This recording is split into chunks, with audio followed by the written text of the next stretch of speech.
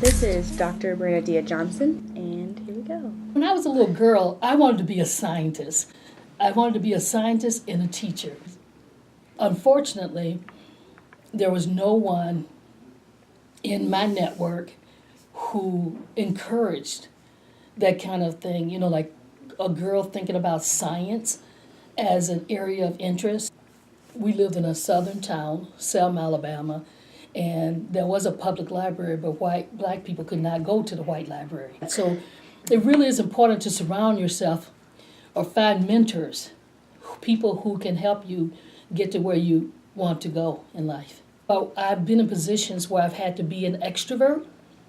I'm really an introvert. And so every Friday, I come home and I will look at Almanac on TV and have an adult beverage and sushi. And everybody, if you ask anybody if they know me, they will tell you what I do on Friday nights. They can tell you what that routine is because that's when even my family and everybody knows I'll come home, don't talk to me, give me the space I need to regain my energy from the week, the draining week.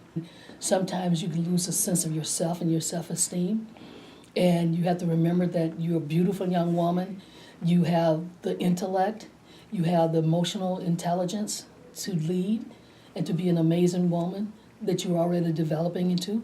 And so you have to think of those messages to give yourself and remind yourself in the times when people are doing these things and saying things to you, you have to have some kind of mantra, something you say to yourself that helps you stay strong in the face of opposition when people will tell you that you can't do what you know is possible.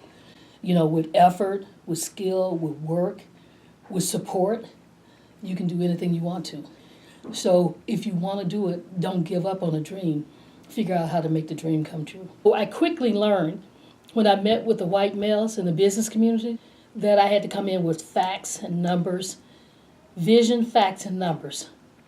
And that's all they wanted to hear. But when I would sit down with the Native American community and use that same strategy, like here's the agenda, let's get going, they were like, they wanted time to talk, just kind of getting to know each other, because relationships, I think, are really important with people of color. And I have felt like I have walked in whiteness because I've had to. I don't know if people could take the real Bernadia. And so I'm at home, I'm just as, unfiltered and say stuff that I wouldn't say. And I've had to, sometimes when I'm in meetings with people, and I'm as a white man, and sitting at the table, and something would come up, and I would make a suggestion about something, and people just keep talking, as if I was invisible, as if they didn't hear me. And then a white man would say exactly what I would say, and usually what I would say, excuse me, we need to stop the meeting right now, and I want to understand what is different about what Bob said than what I said. The more I moved up in the organization, the more stature I got and more influence, so people started listening to me differently. So I went to the Minneapolis Club. And now that's interesting because the Minneapolis Club, there are people who have wealth who can join that club. And it used to be a time where women, blacks, and Jews were not allowed in the Minneapolis Club. So I'm walking into this place that, maybe just 25 years ago, just started letting people come in. He says to me, Bernadia, do you see that bald white man over there? And I turned to him, I said, when? They're all bald and white. It's like, this whole room is white. What are you talking about, that bald white man? All of them are bald and all of them are white. Sometimes I want to be angry. And I could allow myself not to be. But I'm like, nope, I'm mad as hell. And I'm going to let everybody know, and I'm just not going to let it go. So it depends on my environment as well. But I have a good relationship with anger. Like when I get most angry at myself in the past, it's been when I haven't spoken up for myself. And as I've gotten older and more comfortable in my skin and with who I am and what I stand for, then I've been able to be more courageous with telling people. It felt great and amazing. Know that you are a trailblazer and you're breaking some kind of barrier, right? Some kind of glass ceiling that's out there. On the one hand, I can't separate my blackness or my feminism from who I am. But on the other hand, I'm much more than that. When I interact with young people like you, I feel a sense of hope. People can't walk on your back unless you bent over. So stand straight and tall, always. And I have a friend, when she takes pictures, she's always like this. There's always a tilt to her head. You know, so it's not just like this, it's like, you feel pride. You feel prideful, don't you? That's your little pat on the back. Yeah. Because you'll have to pat yourself on the back a lot. You know, sometimes you have to give your own self a pat on the But back. I'm going to do just as I want to anyway. So I'm not really a doer for the most part anymore. I'm a leader. So in the workspace, I try to be a servant leader. So the value I want to bring is that I want to remove obstacles from my team being able to do the best job that they possibly can. I am a program manager over a team that runs upgrades, improvements, etc. to all the systems that support that. So the website, delivery, back orders, all those kind of things. Do you feel fear for yourself because of racism? Not really for myself, but I do for my daughter and my husband a ton. And again, even more so recently. So, ton for my husband and growing for my daughter as she gets more independent and is out without parents more. But yeah, definitely. At least having the conversations is happening, and I'd say that might be the one upside from the recent presidential election and everything that happened, is that I think it has accelerated that conversation amongst allies. I mean, there is only one upside. I've been trying to find it for a year now, but I think that is it. But we need an action plan to move forward. And I don't know what that is, but got to talk about it first, got to recognize it to move forward, right? So I started out my career as a chemist at a paint company here in town. And I was the youngest person in the building and one of maybe 6 women out of, let's say, 125 people. Like, my second year, my raise was tiny and I got a fantastic review. And so I go to my boss's boss when he's in town, because I know he's the one who really decides on the raises, and I say, like, seriously, there's just this? Come on.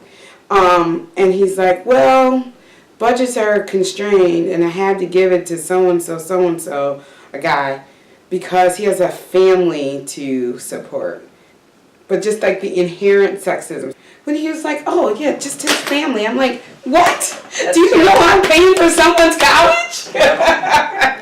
And he didn't think anything was wrong, and he had daughters. He has 4 daughters, and I was just like, Right. seriously. The amount of people who just empower, who just say sexist things or make decisions based on outdated sexist thought processes is just huge. I want to support my family, my friends, my community to bring out their best selves and bring as much value to the world as they can. It's gonna take a whole lot of determination. I have a law firm called Forbes Solutions. It is a law firm that serves Minnesota and Wisconsin. I practice in the areas of employment, labor relations, education law, helping people really understand differences. The hardest thing, I think, is to live your life, first of all, to its fullest, and then to help others live their life to their fullest. And in order to do that, you have to value who people are and allow them to show up authentically. My most historical person that I love is Harriet Tubman. I just can't imagine how someone could have so much courage. And so you can carry that metaphor with you, is that the real definition of courage is not really what you do yourself, but who you can bring with you. And to be able to stop and say, who needs my help? And how can I bring them to where they need to go? Everyday people that you run into and what they do, they can bring tears to your eyes. Everyday people are heroes and heroines right now in this very chaotic world.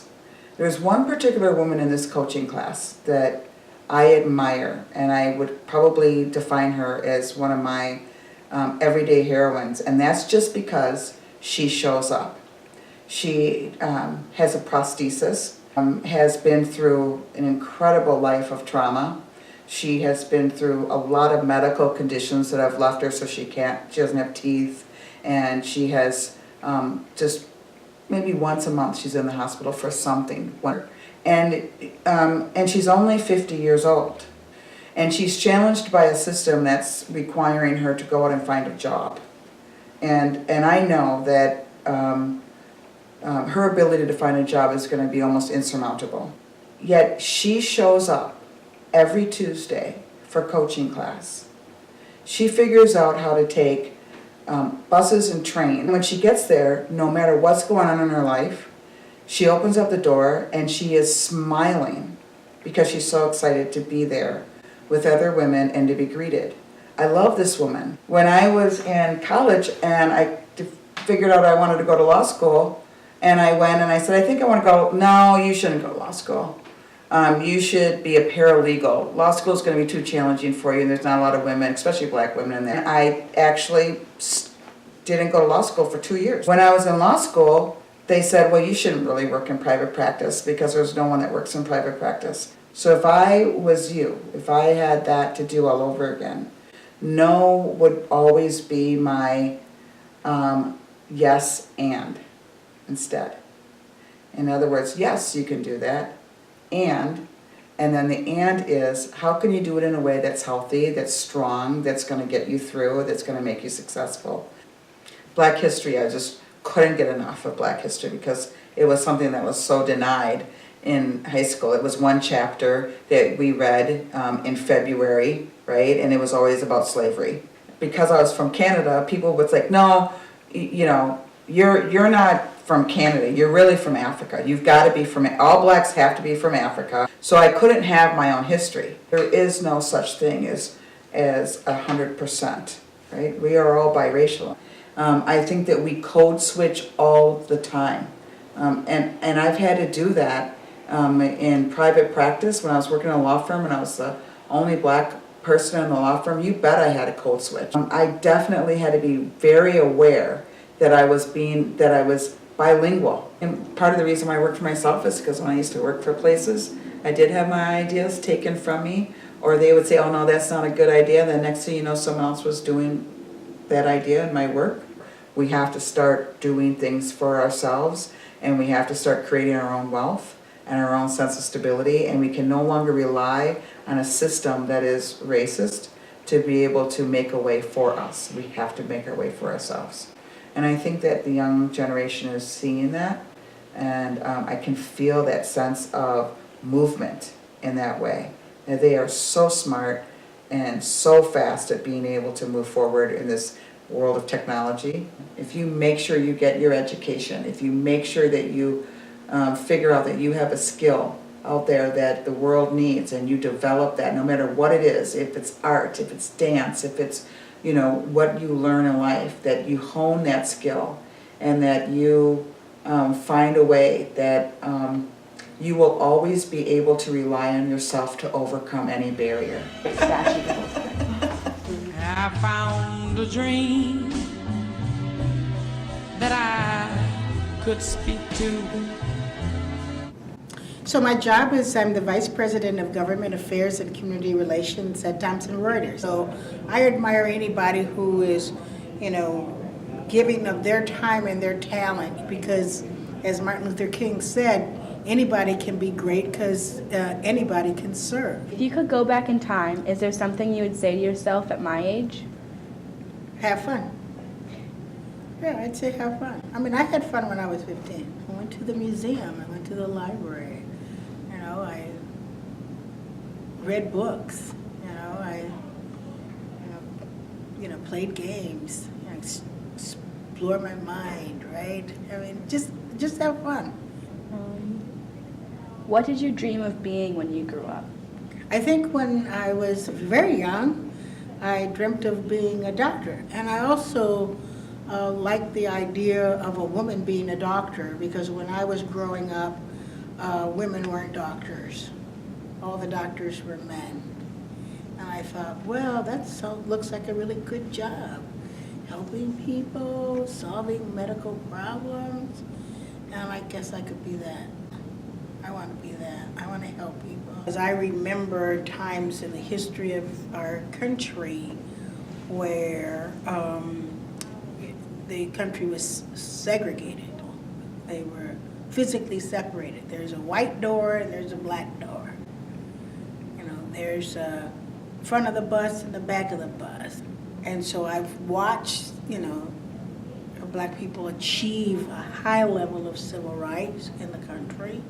But at the same time, I continue to see, you know, discrimination. Is this America?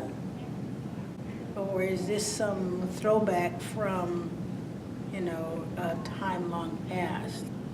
You know, have we made, you know, sufficient progress? I think there are some very angry people who are so emboldened right now that they feel like it's okay, you know, for them to be racist and bigoted. And I think that's a problem for America. The sentiment that people have about immigrants, particularly immigrants of color, is especially vile. You know, I believe in the power of the collective, you know, people coming together. You know, I can take an idea and I can share an idea with somebody else and have, you know, them be inspired to join me. I love that. Because usually the things that I want to try to do with my, you know, my time, you know, require that, you know, more than one person get involved, right? So I have to be able to inspire other people to work with me. If you care about it enough that you're going to fuss about it and talk about it, then you need to get involved. And I wish more people would just, you know, decide to get active and get involved.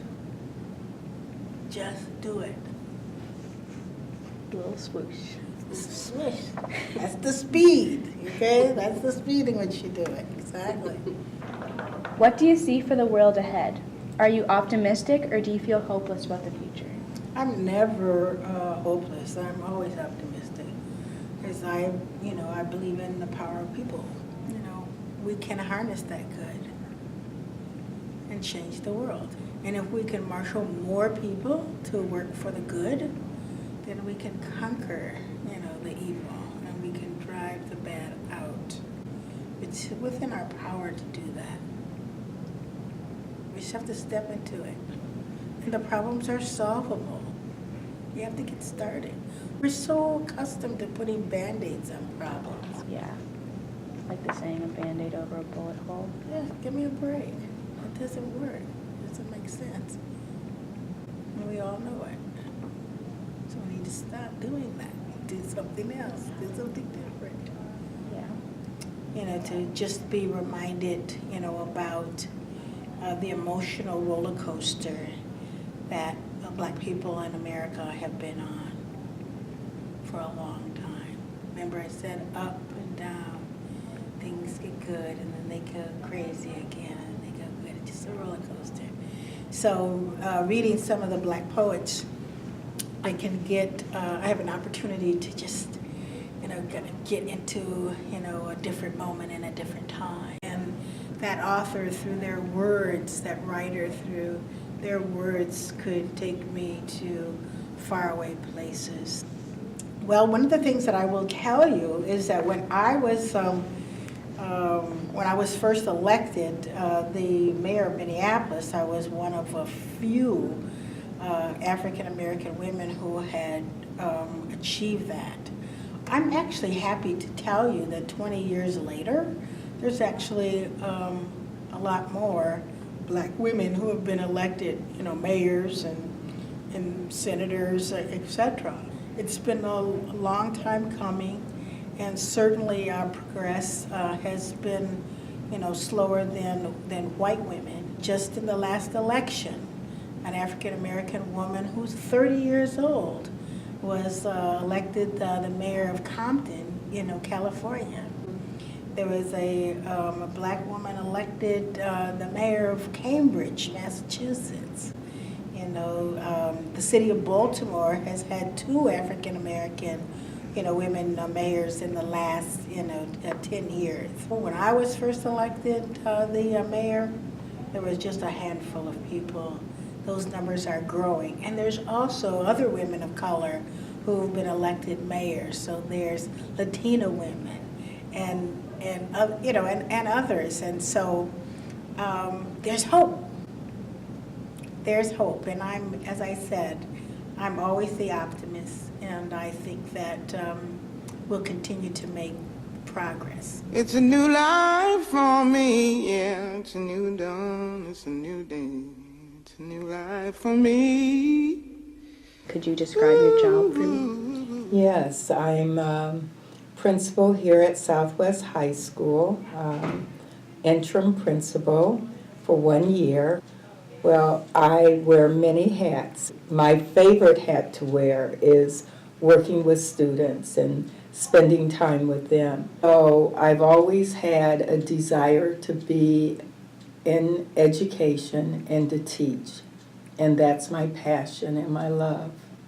I think if I could go back in time, I would say to you or someone your age the same things that were said to me, and that is stay focused, know that you are standing on the backs and shoulders of people who have gone before you, and you have an opportunity and a responsibility to make sure that you follow in the footsteps of others and recognize that you are standing on the shoulders of many people who have made the opportunity for you to be able to do whatever it is that you decide to do in life. They've paved the way. It's important that people understand that racism and issues around race continue. They do exist. And I think that people are more aware just based on the fact that there is more information out there. It's something that as long as there's diversity in our world, it is something that we are going to have to continuously talk about. Young people today are more aware about who they are and recognize that it's a discussion that we all need to have. I challenge it every day. It's through the work that I do, the people that I come in contact with. It's always interesting to me when people are meeting me for the first time in the work environment. And as I mentioned to you earlier, there are 3 APs, two women and 2 men. And so when people first meet us, they just automatically assume that one of the men that I'm with, one of the APs, assistant principals, is the principal. And I oftentimes get a little chuckle out of that because I think that traditionally people think that most of the principals, particularly in a high school, are males. And then I think that they're a little taken back that I'm African American, and they're oftentimes not accustomed to that too. People have certain images in their mind, and I just work hard to let them know that times have changed, and move on from there. How do you measure self-success? Well, I think you can measure it in a lot of different ways. I think you can measure it by the way that you feel each day after you've done whatever you feel passionate about. And be able to walk away and feel that you've made a difference for someone or something. How would you measure self-success? I think I would measure self-success as are you happy? Mm-hmm. As long as like you love what you're doing Mm-hmm. and you're trying to continue to further yourself in what you love what you're doing. And I think that what you just said is an excellent point. It's all up to individuals. Different people measure success in different ways.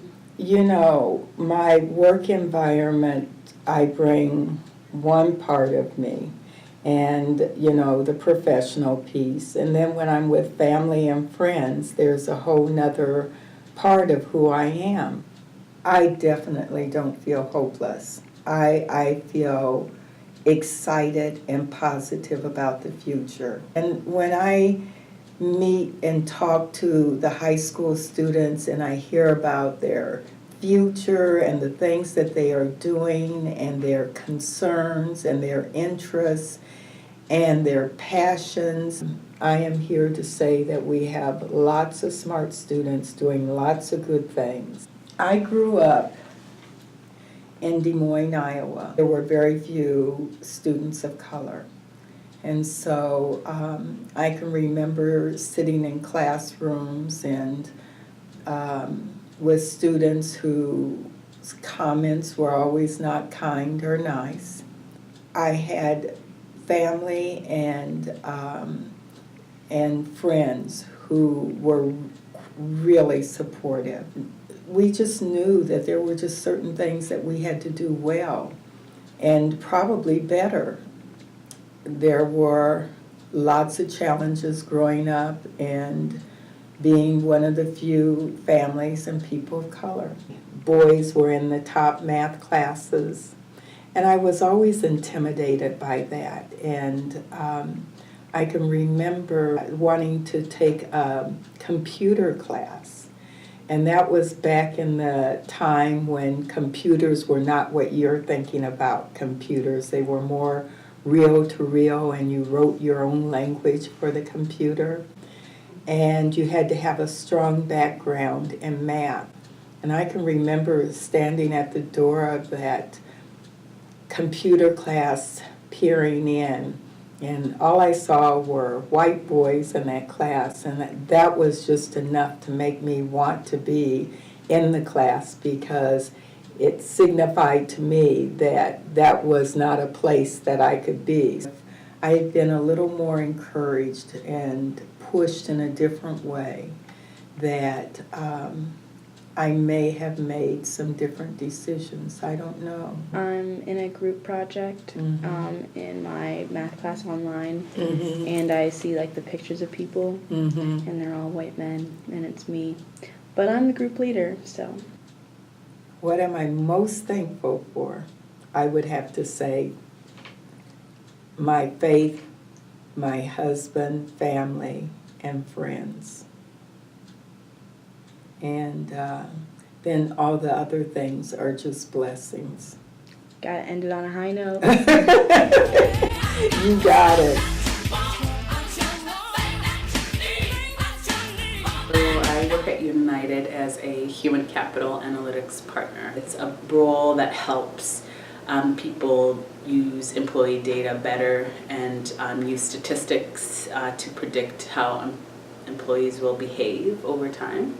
And so what I literally do is just help connect people to data and help them then use that data to make better decisions. So my training is in health services research, and what that is, it's a program where people who are interested in answering questions using data use things like statistics or economics or all these other subjects to understand patient populations. So how do I think about underserved populations, whether it's women, youth, young girls. So for example, most recently worked with the Women's March, Minnesota. So even though it's a little bit political, the idea of justice and making sure that all voices are heard was sort of what drove me to join the organizing committee. I'm originally from Kenya, and my grandmother got married when she was 16, had 15 children, took them through school by selling milk. Like my mom tells me, every morning before going to school, they went up to the market, sold the milk, got the cash, went to class, brought it home, and that's sort of how they sustain themselves. And to be able to know that that's part of my history, that my grandmother did so much for her children and gave so much for them, in turn then my mother gave so much for us. I think like she's my hero, and the one thing she's always said to me, because we were super close, she said if she could do it all over again, she probably would never get married and wouldn't have kids. She would just go to school and study. And it's funny, here I am, where I am in life, my 30s, just going to school, don't have any kids, and I'm finding ways to give back. So I was thinking right after I graduate high school, I am going to college, I'm going to be a physician, and once I become a physician, I'll make money to take care of my parents and support them. So I had like my life planned out based on what I thought I was supposed to do. Immigrating to the US is a lot of opportunity. So I think I put a lot of pressure on myself to do it all. In Kenya, racism, so I didn't even know what the word racism meant, because it doesn't exist in Kenya in that word. What exists in Kenya was tribalism. So the other didn't manifest itself in color, it manifested itself in your culture, your language, which group you're in. Went to school in Maple Grove for 6 months, and within my 2 weeks of school, someone called me the N-word. And for me, I was like, so what does that mean? And going through high school here, going through college here, learning about Black history, learning about Native history, American Indian tribal history, learning about white history, and just immigration in the US. It reminds me a lot of what I saw in terms of in Kenya, where it was the other, right? The classification of the other. So for me, going to college, we had all these groups, ASU, the African Student Association, the Black Student Association, like really trying to connect with the Black folks in Minnesota. That has sort of shifted now to become, for me, women. How do I connect with women regardless of their race? There are many ways to challenge racism and sexism. What ways do you challenge these things in your life or in your work? I'm finding ways to embrace that. So I'm curvy, the top and bottom, and I used to think I had to hide that because I didn't want the attention, and then plus I didn't want to be classified about like Sherry's this or that. The more I get into myself, the more I exude that, and regardless of all the different lenses people try to, put me in a box in their frame of mind, it doesn't bother me anymore. It's just more, how do I show up so I can feel the most in my body? It's not about being Sherry Black, Sherry woman, knowing this is me, this is how I look, how do I make me feel good, so when I step out the door, regardless of racism or sexism or whatever comes my way, I still feel like, gosh, I look good today, I feel great today, and being like, yes, it's powerful, I'm powerful, and embracing that. I can understand your experience, but I'm not living it. But what I relate to is trying to find connection. So I'm always constantly trying to, actually the one thing that I'm kind of working out right now is what does it mean to be a sister, and what does it mean in terms of sisterhood to be able to connect with other women and hear their stories. And the reason that I'm able to come back to that is just what you're doing here, this process of storytelling, and how do you connect? How do you ask those questions? How do you ask other sisters, regardless of white, black, old, young, whatever, how do you hear their stories? And then in turn, what does it, elicit inside you? Like what, those feelings, those emotions, those things that you're like, I've always thought that, and oh my gosh, I thought I was the only one.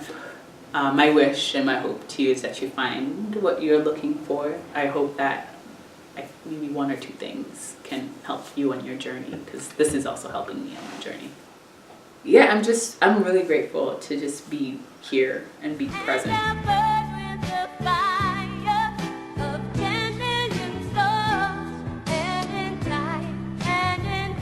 What are your most important values that you try to live or lead by? Oh my goodness, you're starting with amazingly profound questions. Well, I think one of the things that's really important to me is the idea of equity. So equality is when you give everyone kind of the same thing, but we know that certain people are behind, whether it's women or people of color or immigrants or any folks that have been disenfranchised. We know that we're sort of operating in a place like this. So if we give everybody the same thing, it doesn't change the picture, right? It just allows everybody to move up. But if you focus on equity, what it means is that you're addressing the things that are wrong, so you actually go like this, right? And so a lot of the work that I do here at Penumbra and the work that I do in my life is really about focusing on equity. Because we see ourselves in this long trajectory of a civil rights struggle, of a human rights struggle, of a rights for all beings struggle. The work that you do is always dependent on the work that the people who came before you did.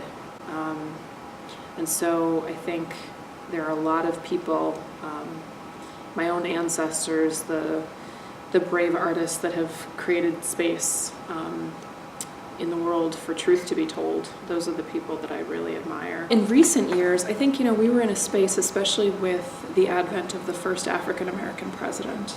I think we were in a space where a lot of people were saying, like, racism is over, right? We've arrived. We've got a black family living in the White House.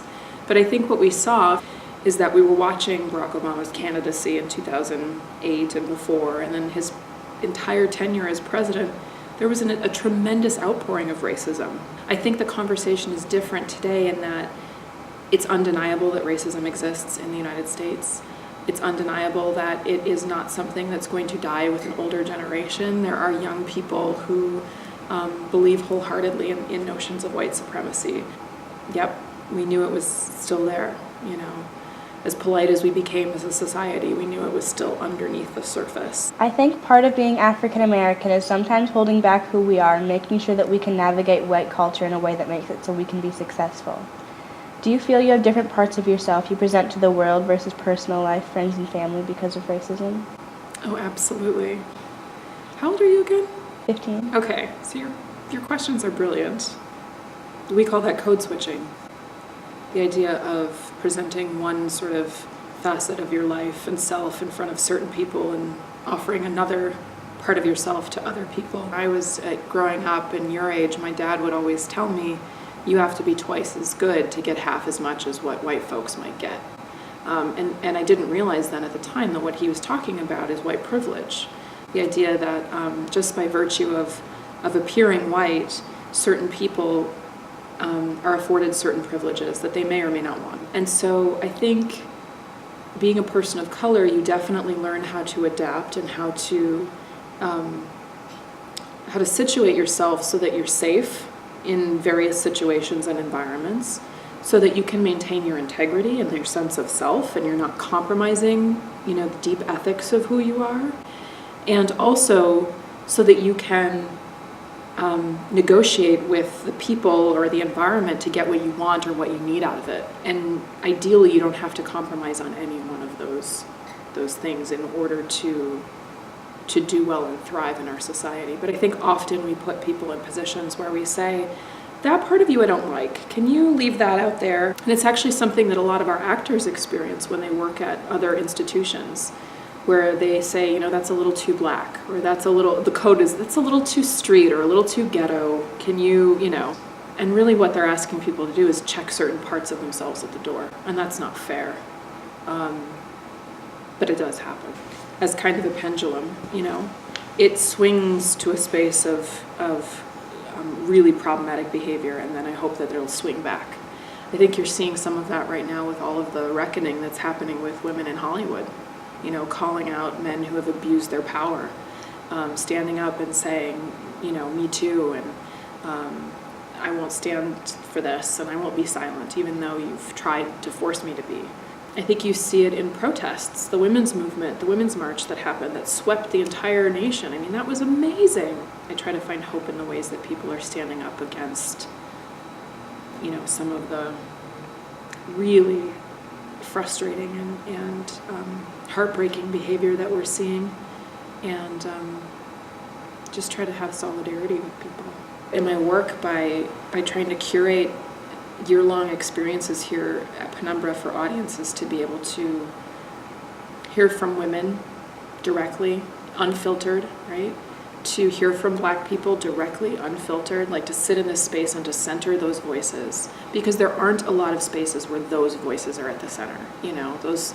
So it's like when you come here, this is the experience that we're presenting, and we're not going to make it easy for you. We're not going to translate it for you if you're not from that experience. You have to lean in and you have to do the work.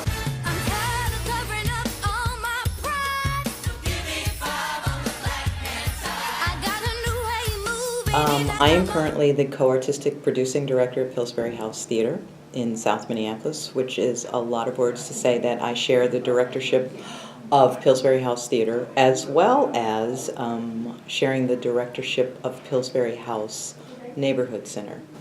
What did you dream of being when you grew up? A movie star. Period. I didn't think I'd be doing what I was doing, but what I am doing, but that's what I thought that's what I wanted to be. What was your best and worst subject in school? My best subjects, plural, would have been gym and music. My worst subject was math. Yeah. I don't know. There's no hiding it. Not my favorite subject. Mm-hmm. And you know, I was probably better at it than I thought I was, but like a lot of women, we've talked ourselves into, I can't do numbers, I'm so confused. My mother was a working woman when I was being raised. You know, she was not a stay-at-home mother. She had a high-powered job. And when I think back to, I look at how hard I work, and I know she worked for the city of Chicago, and she had a high-powered administrative job. She ran community centers in the city of Chicago and the mental health division for the city. And then she'd come home and cook dinner for my father and I, because my father wouldn't cook. He was very traditional. But I look back at that and I just marvel at how she came home and, you know, her next job was being a mother and a wife. So around the dinner table, she and my father would talk about what it was like growing up in segregated Indianapolis. They would talk to me about what it was like to grow up during another period before the Civil Rights Act. My parents wanted to talk to me about it because I wasn't getting the same treatment they did, and they wanted me to know what it was like. We have grown into such a post-racist society, I say in quotes, because we really haven't. I think people want to believe that we have because we had a president of color. The Civil Rights Act was just passed in 1964. Like, yes, it wasn't that long ago. The Voting Rights Act. I'm not hopeless about the future. I think we as women and people of color may have a tough road ahead of us. because of this political landscape. I'm a little concerned about that, and I'm more concerned about that than I have ever been in my life. But I don't think it's hopeless. There's a lot of good stuff happening. Feels like a kind of a dangerous time right now, quite honestly. I'm grateful to be alive. I am grateful to be alive. Life is wonderful. It is a gift.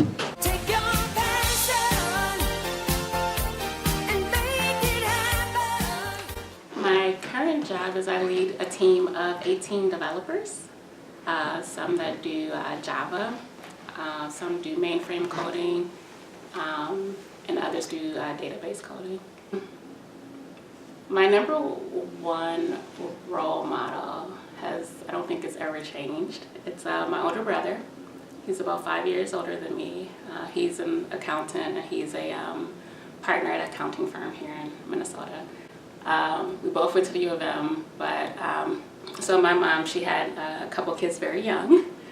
She was 15 when she had my brother. She was 20 when she had me. And so for a while, single parent. So my brother was like best friend, dad, like all of it rolled up into one. He expected a lot of me from school that if my mom was okay with, not getting an A or B, my brother wasn't. Moms may have been okay with trying your best, but my brother wasn't. So I always did well in school, did well, especially like in math and sciences. I was open to being a teacher, doing community service, giving back to people younger than me. Was always just a part of what I did and who I was. So I thought, maybe I'd be a teacher. I even considered being a lawyer. First generation college graduates, myself and my brother. Teacher, they didn't make enough money, and I'm looking like, I have no one who's going to be able to support me if I don't make it. So that salary is not going to work for a teacher. Maybe I'll die a teacher, but I'm not going to start off teaching. Lawyer, the field was saturated, and there was a lot of schooling. I look at engineering. My focus was electrical, so my degree is in electrical engineering with a computer engineering emphasis. Because back then there was not, computer science wasn't a field when I graduated from the U of M. But I looked at electrical engineering, and it's like, okay, they make a really good salary just after 4 years of college. Okay, I could do that. Then I read there were very few women or African Americans who are electrical engineers, and that just sealed the deal for me. I got to break the mold. I'm going to be an electrical engineer. So from high school is when I decided that's what I'm going to do. And I stuck with it, and that's how I came to be an electrical engineer. I also had this attitude that I wanted to be able to build a computer inside out, which is why I took a lot of computer programming and software classes and wound up with that emphasis in computer engineering. But I definitely respect people. Like, I would always encourage when I talk to those younger to go into technology fields. Like, I feel like you will always have a job. There's so many different companies to work for, to start your own, things to learn. However, if someone's very passionate about the arts, really passionate, and they know they could be living out their cars one day, or they may not make a lot of money, but it's their dream, I also respect, if someone pursues their dreams. So I think for, myself or some of the people I know, and maybe just from history, when you talk about topics like racism or things like that, you worry about, now am I going to be judged for that next opportunity or that job opportunity, because now I've acknowledged that this is an issue, and the majority culture doesn't believe it's an issue, or they believe you're on the soapbox, or now you're labeled as you're hard to work with and things like that. So sometimes you do try hard to not be different, just do excellent work, and you try to get judged on that. So you don't bring up those topics. Out of a building of about 14 to 1,100 people, and for the most part they're all technical, there were like 2 or 3 black women engineers or developers in the building at a time. Right, and at one point, it didn't even have women bathrooms. They started out like turning closets into women's bathrooms. They got better by the time I got there, but I talked to women who were a little older than me who were like, they had men who were like, she can't work on my team. So even though you were educated and had that degree, they still tried to make you do different work as opposed to actually writing software. So I think I think a lot of people have been nervous about the repercussions. Like, will this affect me? Will I not get picked for that next job or task? I think that plays a big role. It's like sometimes we're told slavery was like 400 years ago. Like there's no way it could be affecting African Americans today. And the truth is, no, there's lots of ways, like generational wealth. Those type of things, that doesn't happen just, in a short period of time. So even with those who are educated and have jobs and doing well, they're not learning from their family who were previously educated or owning land, or going back to history, even after those who were enslaved were freed, and even before slavery was ended, some people owned land, and some owned land afterwards. Some made money. They put it all in this Freedmen's Bank. Lots of money. No one talks about it, but then all of a sudden that bank goes belly up, and also these people who were just freed from slavery, they just lost all this money, and they weren't reimbursed, and it wasn't insured. It's just a done deal. Those really affect families for generations, that now you can't pass down this land or these properties.